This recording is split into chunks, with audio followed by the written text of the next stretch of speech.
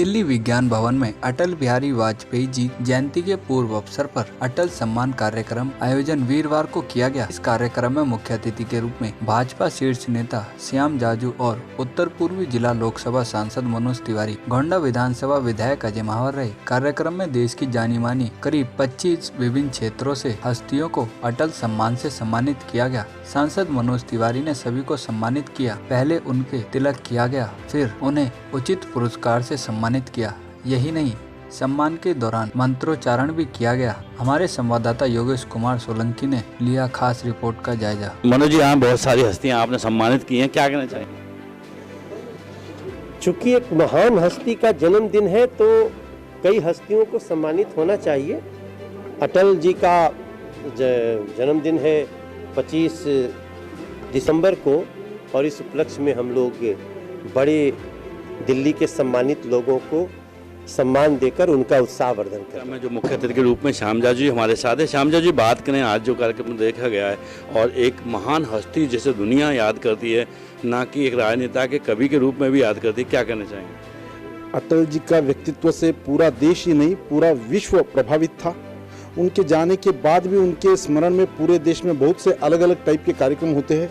या अटल सम्मान समारोह में हर साल अटल जी के जन्मदिन के पूर्व संध्या पर यह कार्यक्रम 7वां साल ये है और अलग अलग क्षेत्रों में कीर्तिमान स्थापित करने वाले सभी लोगों का यहाँ पर सम्मान किया जाता है, उनको प्रोत्साहन दिया जाता है। मुझे लगता है कि अटल जी से प्रेरणा लेने के लिए इस प्रकार के कार्यक्रमों की आवश्यकता है। जो लोग निराश हो जाते हैं और ज़िंदगी से हताश हो जाते हैं, उन लोगों की ज़िंदगी में एक नया सवेरा, एक नई उमंग के साथ जो इंसान अपनी बातों से रस भरता है, वो आज हमारे साथ हैं सोनू शर्मा।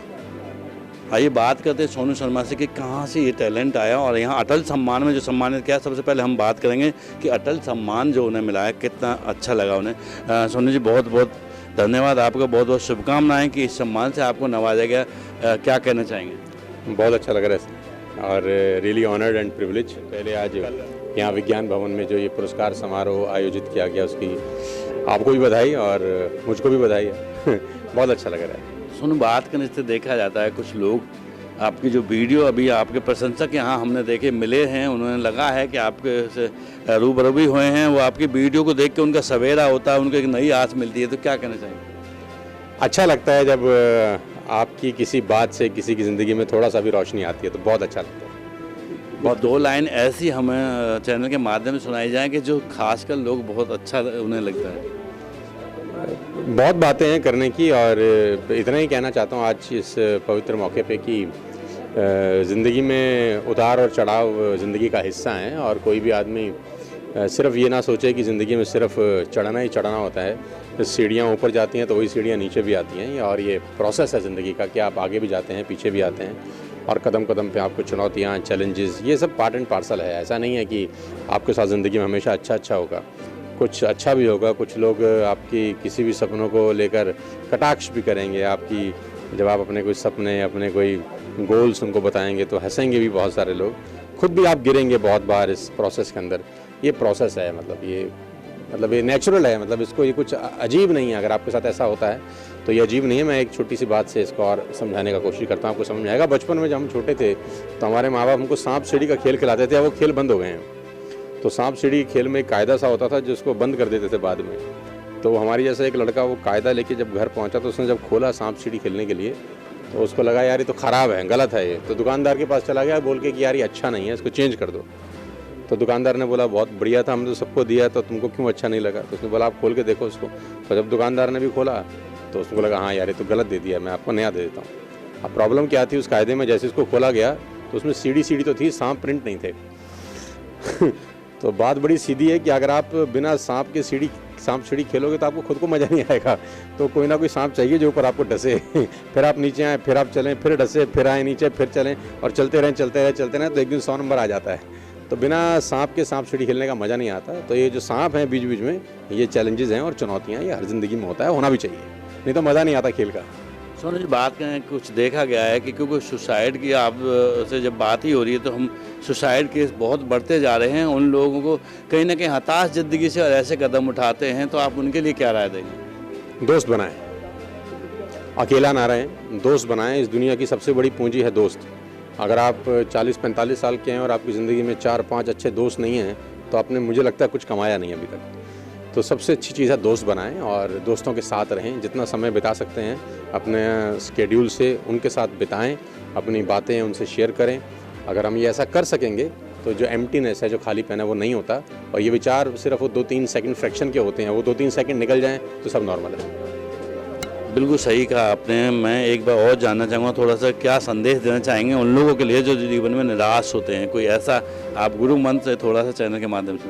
वो एक ही गुरु मंत्र है, दोस्ती, अच्छे लोगों के साथ रहें और दोस्त बनाएं। जो मैंने पहले ही कहा आपको, अगर ये बना सकें तो बहुत सारी चीज़ें अपने आप सॉल्व हो जाती हैं। और दोस्तों के साथ बिना बात में हंसें, बिना किसी खास कारण के हंसें। वाकई जिस ग्रुप ने मनोरंजन की दुनिया में तहलका मचा दिया, और जहाँ तक बात करें तो कला संगम ग्रुप को हर मनोरंजन केंद्र पर और हर योद्धा कला संगम ग्रुप से पैदा हुए हैं। अच्छे अच्छे गायक, अच्छे अच्छे सिंगर कला ग्रुप से पैदा हुए हैं। हमारे साथ कला ग्रुप के संस्थापक मौजूद हैं, आइए बात करते हैं। आज जो सम्मान मिला, क्या कहना चाहेंगे? बड़े प्रसन्नता हो रही है। एक रिकग्निशन किसी अच्छे ग्रुप को मिले तो बहुत ही अच्छा होता है। ये जो है मेरे ग्रुप के नाम है, मुझे तो मिल ही रही है, बट मेरे जो इस कम से कम 82 चैप्टर्स हमारे हैं, 10 कंट्री में हम लोगों का वो है। पिछले 42 वर्षों से ये ग्रुप चल रहा है लगातार, और सुरतरंग नेशनल सिंगिंग टैलेंट हंट के नाम से प्रोग्राम होता रहता है। और हमने सोनू निगम, मीनाक्षी शास्त्री, पिनाक दसानी, जसविंदर नरूला, सुनिधि चौहान, नंदराजन, त्याग विशाल, तोशी, किसी का नाम लो। अब भी हर चैनल पर हमारे आपको 6 लोग मिलेंगे। सैंडी नाडोल हो या सारेगामापा हो, तो गॉड इज गेटिंग हेल्पिंग अच्छी अच्छी प्रतिभाओं को निकालना। चलिए, हम इस कार्यक्रम में सो सॉरी तो नहीं कहेंगे, लेकिन आज आपको सो सॉरी कहने वाले, आज जो सो सॉरी आप देखते हैं कि हर लोगों की पसंद बन गया है, दिलों की धड़कन बन गया है सो सॉरी, और लोग इंतज़ार करते हैं कि सो सॉरी में आज क्या आने वाला है।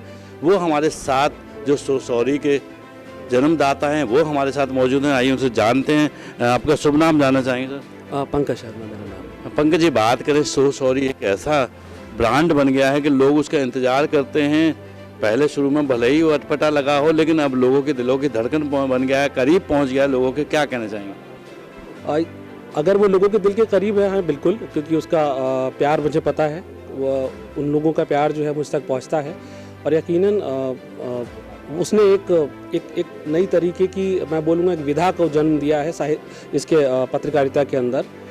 उसने एक बात सिखाई है कि जो बात हम एक घंटे में कह सकते हैं, वो 1 मिनट में कही जा सकती है। और वो उसका सबसे प्यारा रूप इसलिए है क्योंकि उसको बच्चे भी उसी रूप में प्यार करते हैं, उस क्रिएशन को जिस रूप में बड़े बुजुर्ग किया करते हैं। तो मुझे खुशी है कि कोई ना कोई तो करता, कभी ना कभी तो करता। मुझे खुशी है कि मुझे सौभाग्य मिला है कि मैं उसको आवाज़ दे पाता हूँ, उसको लिख पाता हूँ। जी, बात करें पंकज जी, देखा जाता है कुछ नया करने की जिज्ञासा एक पत्रकार के अंदर होनी चाहिए, और नया ही कुछ एक आयाम दे दे और एक मुकाम दे दे तो वो बड़ी बात मानी जाती है। तो सो सॉरी कि आपके मन में कैसे आया कि इस तरह का करना चाहिए और अलग होगा? देखिए, बहुत आसान सी बात है। यकीनन उसमें बहुत ज़्यादा मेहनत लगती है। 25-30 लोगों की टीम 7 दिन तक लगती है, दिन रात शिफ्ट में काम होता है, तब 1-1.5 मिनट का वो बनता है। लेकिन हाँ, मेरे अंदर जो बात आई, या मैं कहूँ कि जो मैंने इसमें इस्तेमाल किया, वो ये चीज़ थी कि जो हम लोग छोटे छोटे गांव कस्बों से आते हैं, हमारे अंदर की जो खुराफातें होती हैं, अक्सर हम जब बड़े शहरों में आते हैं तो उनको ताले में बंद कर देते हैं। हम सोचते हैं कि नहीं, इस कल्चर के अंदर ये बातें फिट नहीं बैठेंगी। लेकिन अगर आप देखें तो सो सॉरी में वही एक सादापन है जो एक छोटे से कस्बे के लोग बात करते हैं। इसी वजह से क्या होता है कि वो नर्व टू नर्व, नस टू नस लोगों से जुड़ता चला जाता है। तो मैंने सिर्फ जो शैतानियाँ थी अपने जीवन की, या खुराफातें थी, या कभी कभी जो सोचा करते थे बचपन में कि मैं होता तो ऐसा बोल देता इस जगह पे, वही किया। अच्छा लगा कि लोगों ने उसको पसंद किया, और मुझे बहुत सौभाग्य है, मैं अपने आप को सौभाग्यशाली मानता हूँ कि मैं उससे जुड़ सका। जी, बिल्कुल सही बात है। जिस तरह से सो सॉरी के आप देखते हैं कि दिल्ली आज तक का एक ब्रांडेड सो सॉरी नाम है, वो हमारे साथ अभी हमने आप बात की कि हर चीज़ में कुछ नया करना चाहिए। उन्होंने सो सॉरी जो हम 1 मिनट का देखते हैं, उसके लिए बहुत मेहनत करनी होती है, जैसा कि उन्होंने बताया।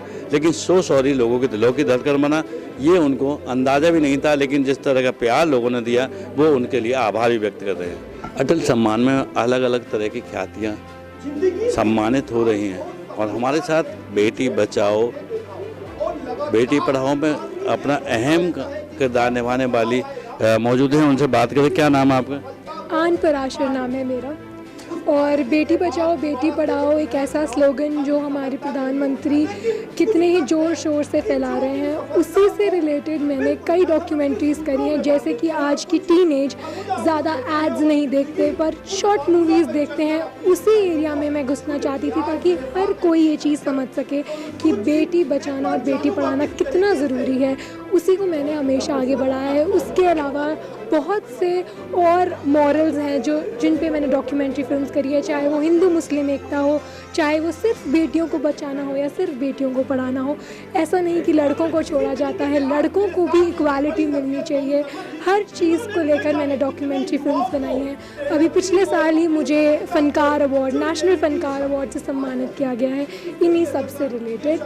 और आज इस फंक्शन में अटल समारोह में आकर मुझे बहुत अच्छा लगा। Thank you. लोगों को नया मुकाम देना है मनोरंजन की दुनिया में, वो हस्ती आज हमारे साथ है। सोनोटेक के संस्थापक और सोनोटेक के सर्वोपरि हमारे साथ हैं हंस जी। आप परिचय के मोहताज नहीं हैं, लेकिन फिर भी हम आज आपको बता रहे हैं। और आप आज अटल सम्मान कार्यक्रम में आए हैं, क्या कहना चाहेंगे? हंसा जी, बात करें अटल सम्मान में आपको सम्मानित किया गया है, सम्मान से क्या कहना? बहुत अच्छा सम्मान मिला और बहुत अच्छी प्रतिभा थी यहाँ पे। मैं जो ये सम्मान मिला है, मैं सभी जितने भी हमारे कलाकार हैं, दर्शक, उनके लिए है। और मैं आपका तेज इनके लिए भी, न्यूज़ वालों के लिए भी आपके लिए बहुत बहुत धन्यवाद करता हूँ। मेरे साथ राजेश चेतन जी बहुत अंतर्राष्ट्रीय कवि मेरे साथ हैं, और मेरा भाई, छोटा भाई राजेश टुकराल भी मेरे साथ है। जो आज ये सम्मान मिला है, मैं सभी उन कलाकारों को देना चाहता हूँ जिन्होंने मेरे साथ काम किया है, उनके लिए ही। अटल जी के बारे में बात करें तो अटल जी के जीवन कितना आपको संदेश मिलता है, उनके आदर्श? अटल जी हैं हमें भारत का पर्यायवाची शब्द है। अटल जी को सोचो तो किसी बोलोगे तो भारत का नाम लेते हैं साथ में। अटल जी का जीवन हमारे संगीत के लिए भी, कला के लिए भी और देश की राजनीति के लिए उन्होंने सब कुछ दिया है। उनका जीवन एक भगवान की तरह है और हम सबको प्रेरणा देता है। हम उनसे प्रेरणा लेकर सीखे हैं और आगे भी चाहेंगे उनसे आगे प्रेरणा लेते रहें। इसी सम्मान में कड़ी जोड़ते हुए हम बताएंगे, हमारे साथ राजेश चेतन जी हैं, वरिष्ठ कवि हैं और विश्वविख्यात कवि माने जाते हैं। राजेश जी, बात करें आज जो सम्मान मिला है, आप कवि हैं, आपको सम्मान किया, क्या कहना चाहिए? अटल जी कवि बड़े थे या राजनेता बड़े थे, ये आज तक भारत तय नहीं कर पाया है। मुझे उनकी कविता याद आ रही है। भरी दोपहरी में अंधियारा, सूरज परछाई से हारा, अंतर तम का नेह निचोड़े, बुझी हुई बाती सुलगाएं, आओ फिर से दिया जलाएं। तो वो इस देश के अंदर दिया जलाने का काम करते रहे। राजनीतिक क्षेत्र में थे तो अंधियारे में दिया जलाया, साहित्य की दुनिया में रहे तो दिया जलाया, पत्रकारिता में रहे तो दिया जलाया। आज ऐसी दिया जलाने वालों को ये अटल सम्मान, अटल अवार्ड दिए गए। 25 ऐसे अन्य क्षेत्रों के लोगों को जिन्होंने अपने अपने क्षेत्रों में दिए जलाए हैं, उनको सम्मान दिया इस संस्था ने। मैं साधुवाद देना चाहूँगा। मंच का संचालन करने वाले संतोष टंडन हमारे साथ हैं, ये बात करते हैं। संतोष जी, बात करें किस तरह का सम्मान ये दिया गया है, बड़ी हस्तियाँ यहाँ पर सम्मानित की गई हैं। मंच का संचालन इस कार्यक्रम में आपने किया, क्या कहना चाहेंगे? देखो, अटल जी जैसे हमारे देश के प्रधानमंत्री रहे और उतने अच्छे राष्ट्रीय कवि भी हैं, और हम उनसे प्रेरणा लेकर उनके जन्मदिन से पूर्व संध्या पर, जन्मदिन से एक दिन पहले इस कार्यक्रम में एज ए मंच संचालक मैं भुवनेश सिंगल जी को बहुत सारी बधाई दूंगा कि लगातार ये 7वां साल है। इससे पहले हमेशा संसद भवन में हम लोग इस कार्यक्रम को करते थे, लेकिन कोरोना पीरियड के चक्कर में हम लोगों ने विज्ञान भवन में इस कार्यक्रम को करने की कोशिश किया। और अच्छा लगा कि देश के 25 अलग अलग विभूतियों को, अलग अलग क्षेत्र के हस्तियों को हमने इस मंच से सम्मानित किया। और हमें लगता है बहुत सारे लोग, गागर में सागर है, जो 25 लोगों में नाम, हज़ारों लोग आते हैं, उसमें से 25 लोगों को सेलेक्ट करना, उसके बाद उन्हें अटल सम्मान देकर उनके कार्यों को रेखांकित करने का काम है। और हमें अच्छा लगता है कि इस संस्था के साथ में पिछले लगातार 7 वर्षों से जुड़ा हुआ, 7वां साल, और हमारे मित्र तो लगभग 20 साल से हमारे कवि हैं भुवनेश सिंगल जी। हमारी बहुत सारी शुभकामनाएं, और अटल जी को हम हमेशा याद करते हैं। और हमें लगता है कि आज जन्मदिन से पहले इस शाम को हमने सेलिब्रेट किया। कोरोना की वजह से थोड़ा कम कम किया, लेकिन ओवरऑल आप सभी मीडिया की उपस्थिति रही, तो कुल मिलाकर आज का यह सफल आयोजन आप सभी के बिना पूरा नहीं होता। हम पुनः अटल जी को नमन करते हैं। अटल सम्मान में जो कार्यक्रम में मेन भूमिका में थे, मंत्र उच्चारण किया, वो पंडित जी हमारे साथ हैं। बात करें पंडित जी, नाम जानना चाहेंगे पहले। मैं आचार्य वेदमूर्ति शास्त्री, माँ भगवती ज्योतिष वेद विज्ञान प्रतिष्ठान के नेशनल प्रेसिडेंट। हाँ, बात करें जिस तरह अभी मंत्रोच्चारण किया गया, अटल जी का जन्मदिन है, सम्मान हुआ, क्या कहना चाहेंगे? ये तो अपने आप में बड़ा ही अद्भुत, अविश्वसनीय और अकल्पनीय कार्यक्रम है और 7वां वर्ष का ये कार्यक्रम है। प्रत्येक वर्ष आपको पार्लियामेंट में हुआ करता था, लेकिन इस बार कोरोना महामारी के चलते विज्ञान भवन में हुआ और यह कार्यक्रम अपने आप में बड़ा अद्भुत है। क्यों?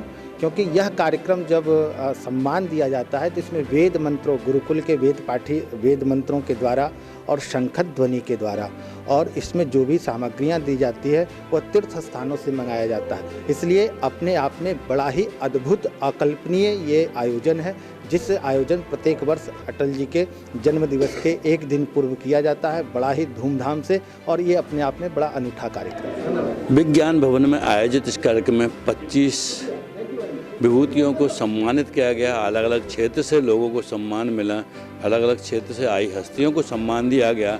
और वाकई ही जिस तरह से अटल जी के आदर्शों की बात करें या उनकी कविताओं की बात करें या उनके राजनेता वाले जीवन की बात करें, हर एक में कुछ न कुछ ज़रूर सीखने को मिलता है और लोग उनकी उन्हीं खूबियों के कारण आज भी उन्हें याद करते हैं। कैमरामैन प्रिंस के साथ योगेश सोलंकी, तेज निगाहें, दिल्ली।